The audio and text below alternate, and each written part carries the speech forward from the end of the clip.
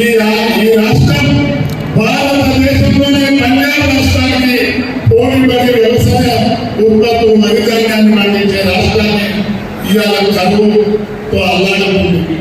ఆ రైతులకు రైతు బంధు 10,000 భారతదేశంలోనే ఒక స్కీమ్ నమ్ముకొని అప్పటి ముఖ్యమంత్రి గారు ఇస్తే 15,000 అది లేదు. గొర్రెల స్కీమ్ బంధు, గంగపుత్రులకు ముసలాలకు చేపల స్కీమ్ బంధు, పద్మశాలీలు నిరుపేద కుటుంబంలో నమ్ముకున్న పద్మశాలీలకు చేయుత వేరే వేరే కార్యక్రమాలు ఇస్తే అవి బంధు. విద్యార్థులకు ఓవర్సీస్ స్కాలర్షిప్, వేరే దేశాలపై పైచదువులకు ఒక 20 లక్షల స్కాలర్షిప్ బంధు.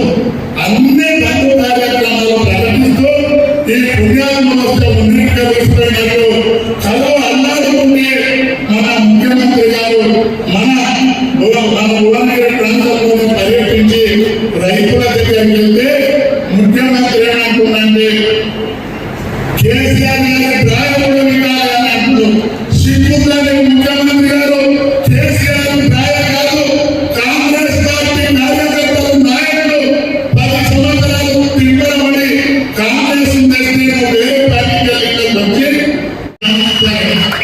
కేసీఆర్ గారు పార్లమెంట్ ఎన్నికల్లో నాలాంటి కష్టపడ్డ ఒక సిన్సియర్ గా పనిచేసినటువంటి వ్యక్తికి అదే కాదు అన్ని కులాలకు అన్ని మతాలకు ఇవాళ సముచిత రాజకీయ ప్రాధాన్యత కల్పిస్తుంది.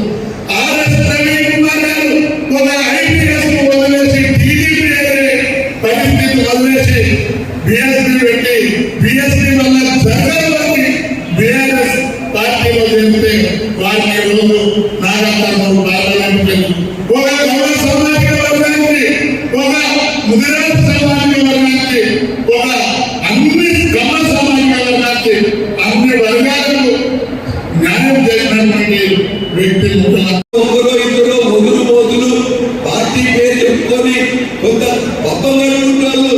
ఒకరో ఇద్దరు ఎక్కడ పోయింది తప్ప ఒక్క సర్పంచ్ కానీ ఎంపీటీసీ కానీ ఎంపీపీ కానీ ఎవరు కదలలేదు.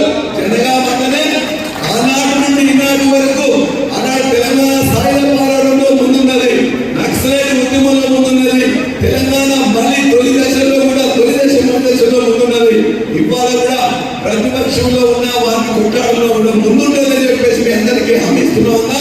ఖచ్చితంగా జనగామ బీఆర్ఎస్ కి అడ్డగా ఉన్నది, క్యామా మలేషియా కూడా అడ్డగా ఉందని చెప్పేసి మీ అందరికి విజ్ఞప్తి చేస్తూ మీ అందరూ కూడా మరొకసారి ఏ క్లస్టర్స్ లో ఇంతకుముందు మనం పనిచేసినామో అదే క్లస్టర్స్ కొనసాగుతాయి.